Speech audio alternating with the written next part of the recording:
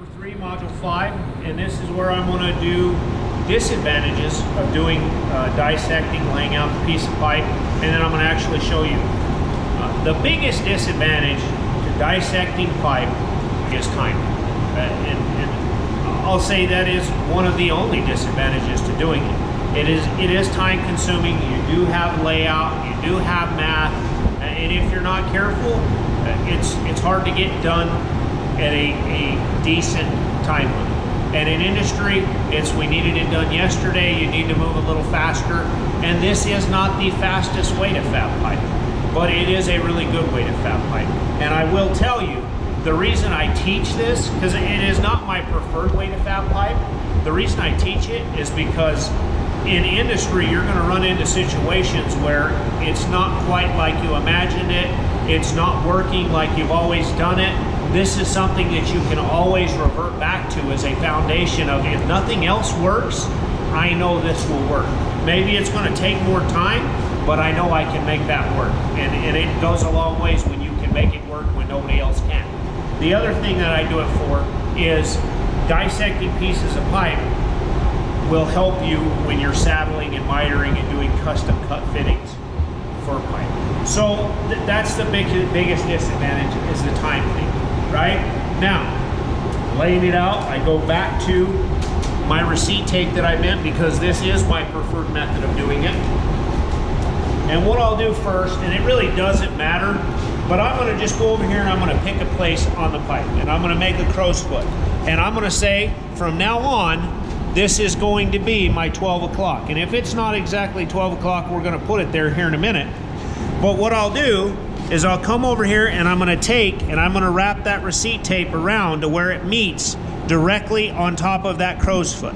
Everybody's like, well, how close? As close as you can get it. The closer you get it, the better off you'll be. Now, if you're out and away from that crow's foot by a 1/16, then you're probably going to be off on your tolerances. So get it as close as you can. So you see there that I have it. I'm going to go ahead and dissect it into 1/8. Just for demonstration purposes, and because I bent it. Everywhere I have a mark on that receipt tape, I'm going to make a crow's foot.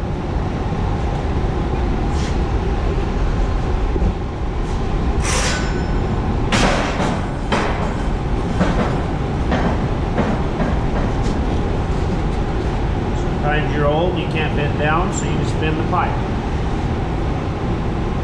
Okay, so I've got a crow's foot all the way around, right? Now I said, from now on, this is going to be my 12 o'clock.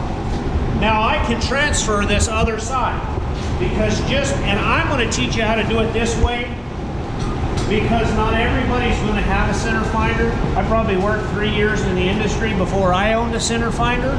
I didn't even know they existed when I first started. So what I'm going to do is I'm going to take that square to half of my diameter, which would be my radius, but I'm going to go to 2.5 here, and I'm just going to spin that pipe to where my bubble is level, right? And then once my bubble is level, I'm going to go over here and I'm going to transfer it on the other side. Now there's marks there because of previous videos, but I'm going to get it right where I want it, and that is going to be 2.25. So that is going to be my new 12. Guess what you've just done? You've aligned the center line of this pipe on this end to match this end. That way that line is straight as an arrow. And it doesn't matter how big a piece of pipe you're working with. Right now, I've got a 2-foot putt piece, but this thing could be 20 foot long. If I do that to this end and do it to 20 feet away from me, then I can say, hey partner, hold my chalk line on my crow's foot over here, and I can snap a line on the 12 o'clock of this pipe, and it's there the whole way, right? Then I can take my pipe wrap, or my receipt tape that I bent, that I stuffed in the pipe here. That's what usually happens to mine. They get stuffed in there and burnt up. I take and say, okay, here's my 12 there. I do the exact same thing over here, and then everything aligns nice, right? Now, I'm not going to work on that end. We're going to work on this end. So now I know how to get my 12 at truly 12 and match it on the other side. I did my wrap. I marked my crow's feet for my dissection. I've marked my 12. It's a good habit to get into, marking your 12, so that you don't put fittings on the wrong way accidentally. So I always mark my 12. That's the only one I mark, because everything else I can figure out after the 12's marked. Then once I have the 12 marked, what I will do is I will take a piece of angle iron, wherever I may have put this. It's a smaller piece. Let me go grab it.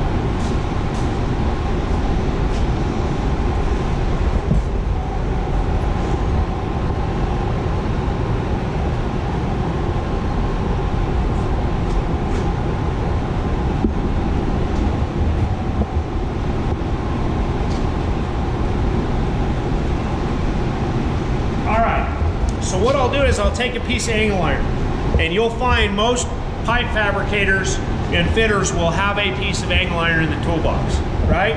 And it's for nothing more than for making straight lines on a round contour, right? Because if you notice, if I don't have this thing perfectly straight on the pipe, it's gonna wiggle and it's gonna wobble.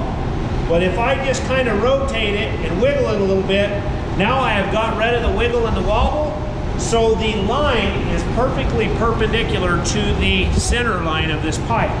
So now what I'll do is I'll go through with this angle iron, get rid of the wobble, line it up on my crow's foot. There's my 12 o'clock. And I'll go all the way around, and I will lay this whole thing out with lines.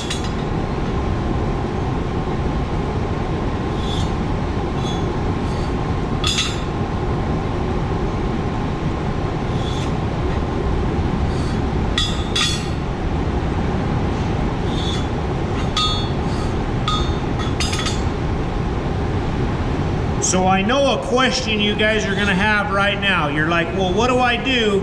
Because it seems like every time I ever used a soapstone, which you guys probably did in oxy class when you were doing your oxy cutting projects, you're like, if somebody touches it, the soapstone mark disappears. And you're right, if I touch it right here, it's really easy for that soapstone line to disappear.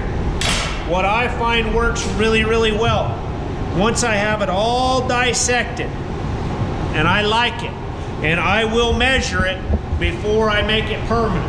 I'll come in here, I'll grab a tape measure, and I'll measure 3 pieces. If 3 pieces all measure the same, they're all the same, I promise you. There's no use in wasting any more time. As long as you've got 3 pieces that are the same dimension, roll with it, right? I'll physically measure it. If it's all good, I'll take a can of aerosol hairspray, and I'll shoot my lines about 12 inches away, and that hairspray will stick to the surface of the pipe, and those lines aren't going anywhere. So you can handle it, you can spin it, you can touch it, and your layout lines are gonna stay there, right? So now what I've done is I have successfully laid out and dissected this 4.5 inch OD pipe, 4-inch nominal pipe size. I have successfully laid this pipe out in 8 divisions. I have dissected it into 8s. Now, I would have dissected it into 8s. Why? Because I'm dealing with 8 turns or 45-degree fittings. But I have successfully done it. Now, say I wanted to put my 90-degree fitting on the end of this pipe, I kind of need those lines to be on this piece of pipe as well. That's what I'm going to show you in the next video, is how to lay out for dissecting 90, 45, and 22.5 degree fittings. See you guys in the next video.